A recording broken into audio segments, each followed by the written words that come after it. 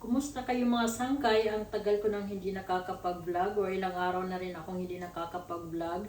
So kailangan kong mag-upload na naman ulit para mapansin tayo ni Lolo YT, di ba?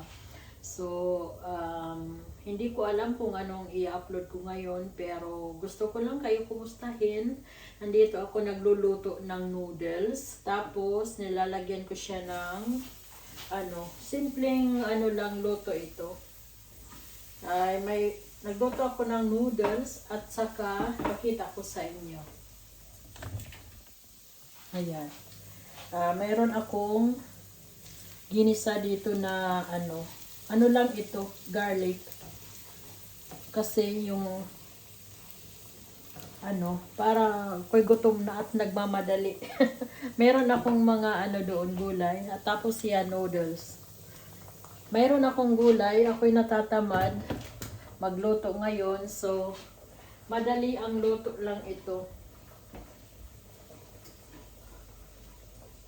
Lalagyan ko lang siya ng ng kunting tubig. Dali lang. Lalagyan ko siya ng tubig kasi na na yung yung garlic na brown na. Para hindi siya lagyan ko siya ng tubig dito. Hindi pa kasi luto yung noodles. Kaya lagyan ko muna. Tapos madali lang naman ito, oil on garlic. Tapos lagyan ko mamaya ng maraming olive oil.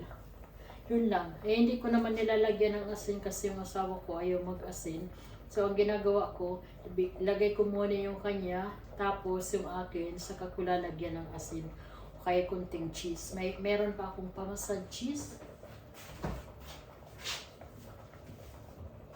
Yan. Ganito yung ilalagay ko sa aking So, kailangan ko itong gamitin. Matagal ko na din hindi nagagamit. Mag-expired na yata. Pero okay pa naman. Di pa naman siya expired.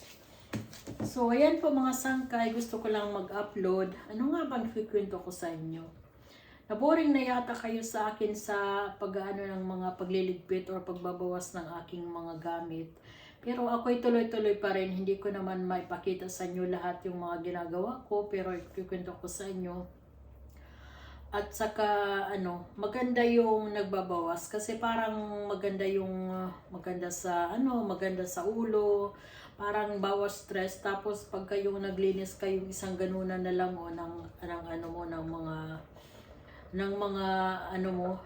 mga furniture, di ba? Pagka naglinis, pagka walang mga nagpakalagay ng mga abubuti, isang ganunan lang. Dito sa kusina, yung mga inilalagay ko lang talaga dito sa labas, yung mga pang-araw-araw namin na ginagamit. Kagaya nito, yan, araw-araw ko yan ginagamit. Tapos, itong napaka-importante ito sa amin kasi madalas kami mag-tea, yung water cooker. Dito naman, yung aking patatas, garlic at saka onion. Diyan ko na lang sila inilalagay kasi maganda din naman siya tingnan at saka hindi naman siya marami. So, kunti lang ako maglagay talaga sa Mamaya, papakita ko sa inyo kung anong itsura ng aking sala.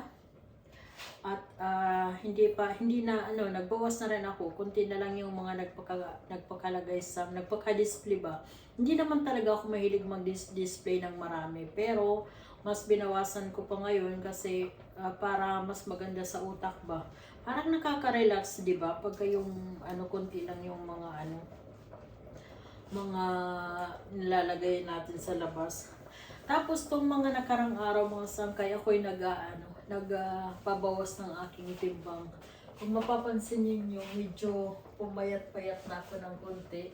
Konti lang naman kasi konti pa lang naman yung nabawas, pero na ako yung unti-unti kong binabawasan dahil nung nag-low carb ako, pabilis ako pumayat. 3 weeks nabawasan ng 2 kilos. Tapos bumalik nung nagpasko dahil kumain ako ng maraming mga cookies, ng mga matatamis. Tapos syempre Pasko yan, dami din nakain na pagkain. So bumalik na naman yung kilo ko. Tapos ngayon, kailan lang ako nagbawas ulit? Abali, ang ginawa ko lang, kumain ako ng maraming gulay, gulay, prutas, at saka konting kanin. At saka yung isda, hindi ako kumain ng baboy, ng baka, manok. Manok, kumain ako konti lang, pero hindi ko kinakain yung balat para bawas calories. So napansin ko, ang bilis bumaba ng aking kasi ang problema ko talaga yung aking tiyan na lagi akong bloated dahil sa mga dami kong allergy sa pagkain, kagaya ng itlog, kamatis, pinya, lactose intolerance din ako, also yung mga dairy, mga milk, mga ganyan. Kasi kaya yung iniinom ko na, meron akong iniinom na milk, lactose free. Meron naman nabibili dito na lactose free. Saka napansin nyo ang aking mukha parang lumiit na. Tapos dito. Yan, lactose free yung iniinom ko na yun, mga bawal sa akin, mga dairies. Pinipili ko yung walang lactose. Walang milk sugar ba. So ayan, luto na yung aking noodles. Saka ilagay ko na yung noodles dito sa kabila. Tapos yun lang ang aming pagkain ngayon ng aking asawa. Dalawa lang naman kami. So ganito lang kami kumain, mga simple. Hindi na kami naglalagay ng, kasi meron akong IBS, yung irritable bowel syndrome. Masyadong masilan yung aking tiyan. So napansin ko pagka binawasan ko yung mga sauce na yan, kagaya ng oyster sauce, soy sauce, basta yung mga napansin ko na nare-relax yung aking tiyan. Ang inilalagay ko lang, yung salt, pepper, yung mga paprika, basta yung mga natural na lang. Hindi na ako naglalagay yung mga ready, mga ready na mga sauce. Yung igaganon-ganon na lang. Napansin ko yan, nababawasan yung aking yung sakit ng aking tiyan. Tapos maraming tubig, napaka-importante na maraming tubig yung aking iniinom. At yun, nababawasan. Tapos maganda yung aking pagdumi. Kasi ang problema sa akin, pagka yung hindi ako kumakain hindi ako umiinom ng mga umiinom ng maraming tubig, mas lalo ako nagka-cramps. Tapos yung yung dumi ko ay sorry sa kumakain dyan ha, 5 hanggang 6 sa isang araw. Pero pagka yung mula nung ako'y gulay na lang, yung mga simple na pagluluto lang, napansin ko yung aking pakiramdam na lumilit yung aking tiyan. Hindi na masyadong dati para akong buntis. Yung kapitbahay namin, sabi ba naman sa akin nung nag-doorbell sa amin, "Perla, buntis ka ba?" Sabi ko, hindi. Kasi nga sobrang yung laki ng aking tiyan. Kaya yun ang problema ko, kasi nga mayroon akong irritable bowel syndrome. Ayan po, sa mga mayroon dyan, mayroon mga problema na kagaya sa akin, tingnan nyo kung ano yung mga kinakain niyo, kung anong pwede sa inyo, kung anong bawal, yung pakunti-kunti yung yung pagkain ba. Yun ang ginagawa ko. Halimbawa, kakain ako ng gulay, zucchini, aubergine, yung talong, walang problema sa akin. Pero pag kumakain ako ng bone, ng sitaw, tapos repolyo, yun. Pero normal yan na nag-utot tayo or pero hindi naman yun masama. Sa akin okay lang pag bloated yung ko, kasi pagdating kinabukasan, maganda naman yung dumi. Kaya mas ginugustuhin ko pa yung maraming gulay. At saka yun din ang napansin ko, pagka marami akong gulay na kinakain, talagang maganda yung maganda, nakaka-relax. At saka hindi mo na kailangan na hanggang 5, minsan 5-6 na dumi sa isang araw. Ngayon, minsan 2 na lang. Kaya try natin kung anong maganda sa atin, kasi yung iba allergy sila ng ganyan, yung iba hindi kumakain ng ganon. Unti-unti lang yung natin, yung pagkain ba, Yung araw-araw papakiramdaman. So yan po mga sangkay, luto ng aking niluluto. Gusto ko lang mag-upload kasi wala na akong i-upload sa ngayon. I-share ko lang about sa aking sakit.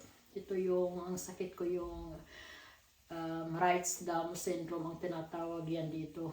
Kaya yun ang problema ko. Matagal na itong aking sakit, umaabot na ng mahigit siguro 13 to 15 years na yata ito. Matagal na ko itong nararamdaman. Kaya galing na ako sa ibang mga doktor kung saan ako nakarating. Pero sabi sa akin noon, wala.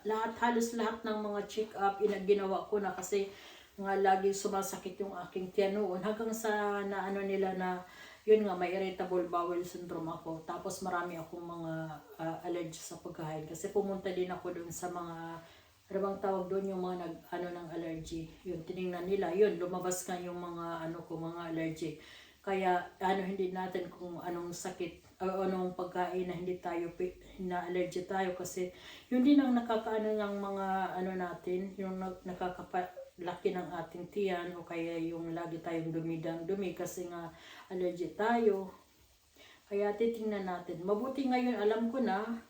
Ilang beses na rin ako pumunta iba-ibang doktor para nalaman nila. Kasi yung isa, nalaman ko na ganito yung allergy ko. Tapos sa iba, hindi ko nalaman na meron pala akong ganitong allergy. Kaya mas maganda yung iba-iba yung pupuntahan para mas maganda. Saka yung yung kinuha sa akin noon yung dugo ko. Yun ang nila, ni-test nila. Makikita din nila kung mayroon kang sa tiyan, may gas, magas. Saka ako marami akong gas sa tiyan, kaya din lumalaki yung aking tiyan. So, yan po mga sangkay. Yun ang sabi sa akin, uminom ka ng maraming tubig para matanggal yung gas sa katawan ba. Sige po, ako'y ako'y tapos na magluto at kakain na kami. Lagyan ko lang ito ng konting pepper. Tapos, yun lang. Okay na yung aming lunch for today. Maraming salamat mga sangkay sa panonood.